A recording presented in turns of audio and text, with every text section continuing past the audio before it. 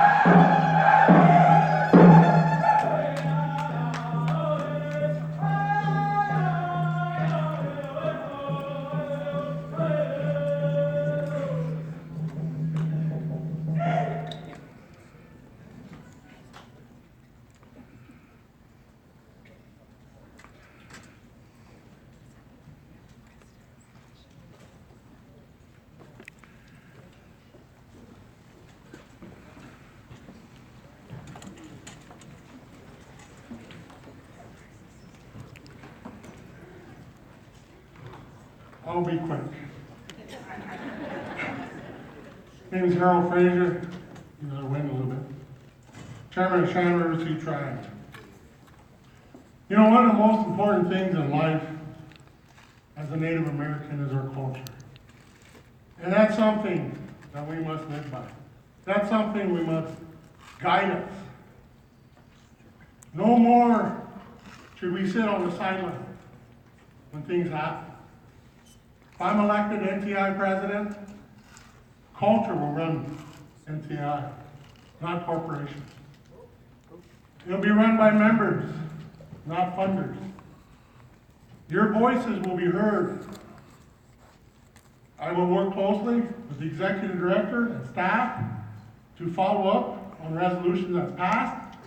I will work hard for transparency to let all of you know what NCAI is doing.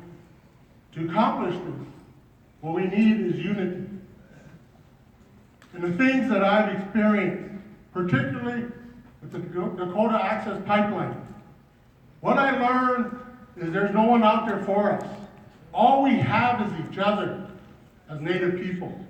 And we must stand together as one. There's ever issues that are facing you, I will stand with you. And if I'm elected president of the National Congress of American Indians, NCAI will stand with you. Thank you. Wopulent.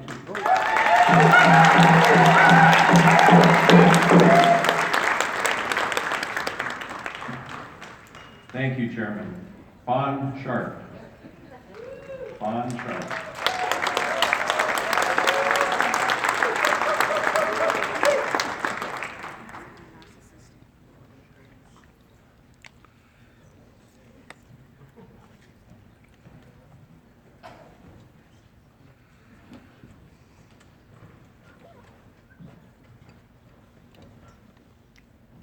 Yohich. I'm Jack Hiwishka Quinauf. Good morning. My name is Fawn. I come from the land of the Quinault. I want to first of all thank our legend Ramona Bennett. You know, when I thought of making a run for this office again, I thought, who possibly could I get to do the nomination? Of all the people on the planet, I cannot think of another person that I could identify with, that I love more dearly than Ramona, Steelquill Ramona. I also want to thank our council. I have probably a quorum of the Quinault Business Committee standing here in strong support. I cannot do this work without solid leadership at Quinault. And I want to thank each and every one of you who are here today. I also want to acknowledge and thank those who have been in this room since 1944. Those who have gone before us, because we are merely a reflection of their songs, their prayers, their hopes, and their dreams when all hope was lost. We are that generation that they hoped for. As a young child on the Quinault River, I learned about treaty rights. My mother was an assistant to Joe Dela Cruz. I would go to meetings throughout the Pacific Northwest during the height of the fishing wars. And it was my job to push the play and the record button to record those teachings and those messages. It inspired me to become an attorney, a warrior lawyer.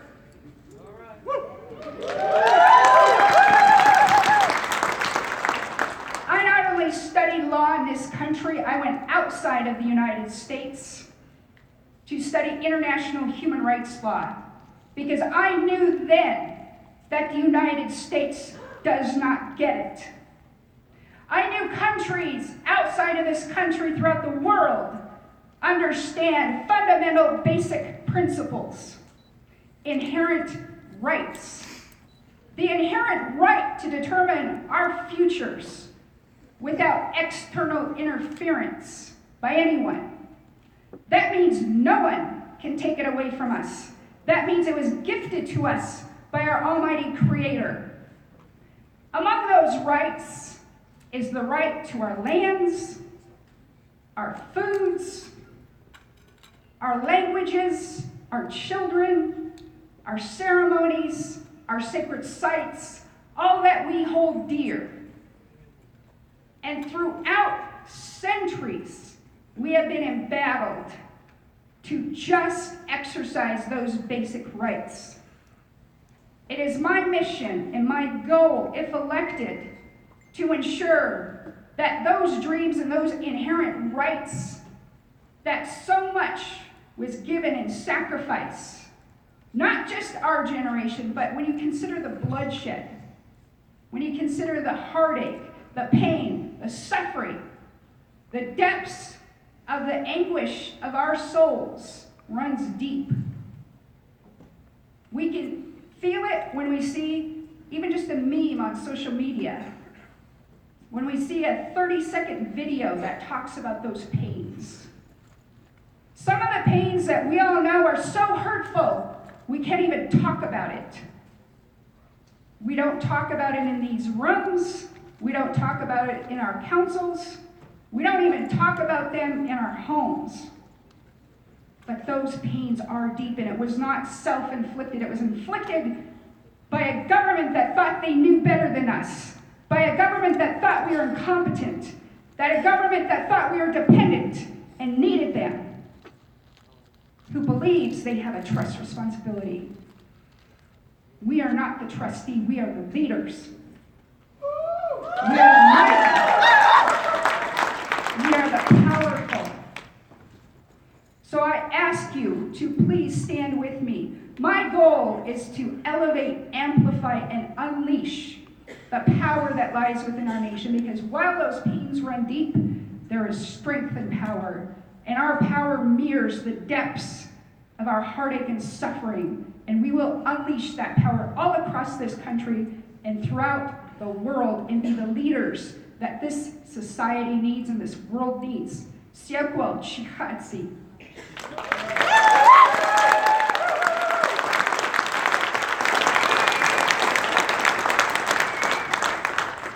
Chairman Perret, or whoever nominated the chairman, we need your resolution up here before you will be authorized to speak. So if you could please come up and provide the resolution. We now have Sean Chapuz.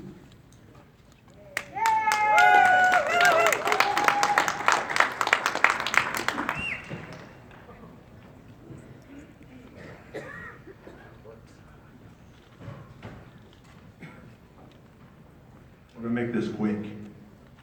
Mike Nuchu, that's to my Indian people, my people, and to the rest of you in Indian country. We've heard the talk, right? I've heard the talk. I've grown up with the talk. And I believe the NCAI has done a good job, but it's time to change the direction of NCAI. It's time the NCAI takes more of lifting leadership up. We are the sovereign leaders, and far too long our voices have been stymied.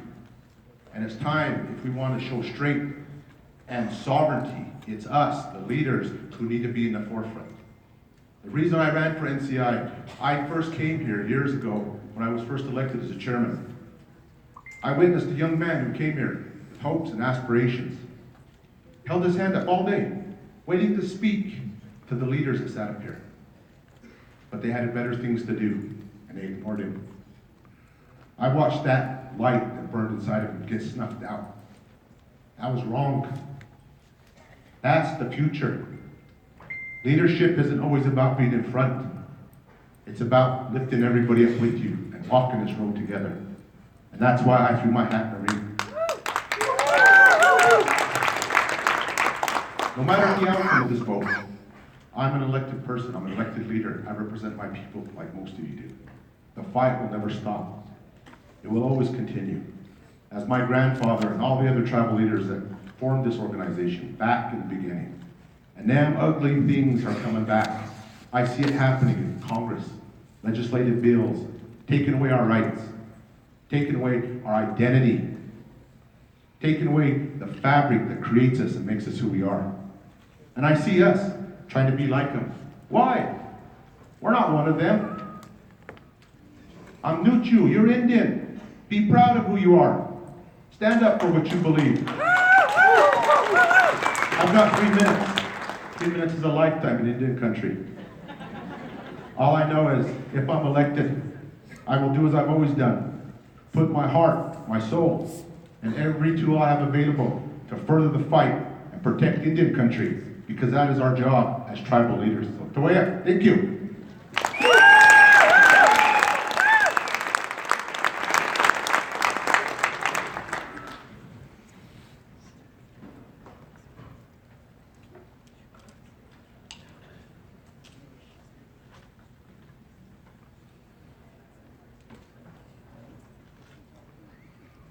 Okay, I was informed that Marshal Perret had his resolution submitted, but we're trying to find out to who. In the meantime, he will be allowed to present his nominating speech. So, is the chairman here?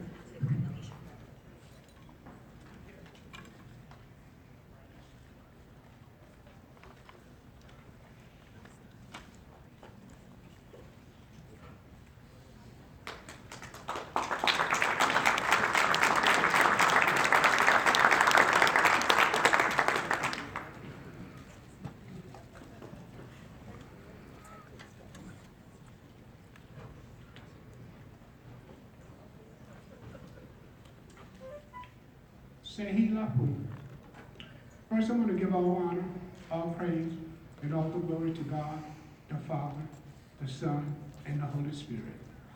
I am honored to be on the ancestral lands of the Pueblo people.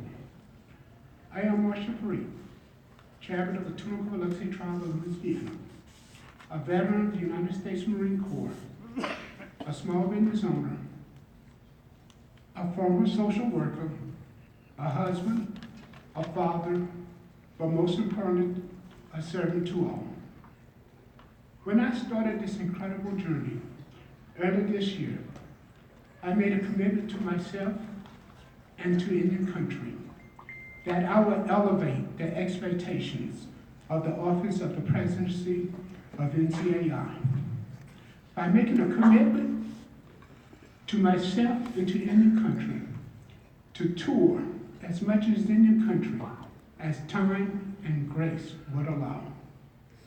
I want to thank the tribal leaders that's in this room and their community citizens for welcoming me to their homelands and to their communities.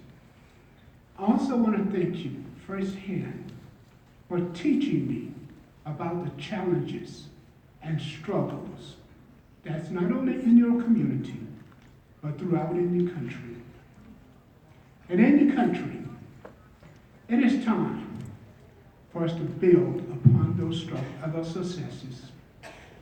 We can build upon those successes with 3 core values. Trust. When there's trust, there is confidence in each other. Respect. When there is respect, we see the best in each other, as well we see the strength in all of us. And as well as love. Love allows us the unique ability to overcome anything any challenges any country may have, or any challenges in our everyday life. Trust is what we need, respect as well as love. Today, our country and our world is at a crossroad. We need leadership that's going to stand together. Leadership that can carry us forward and advance the mission of NCAI. Many of you might not know who I am, but I held every election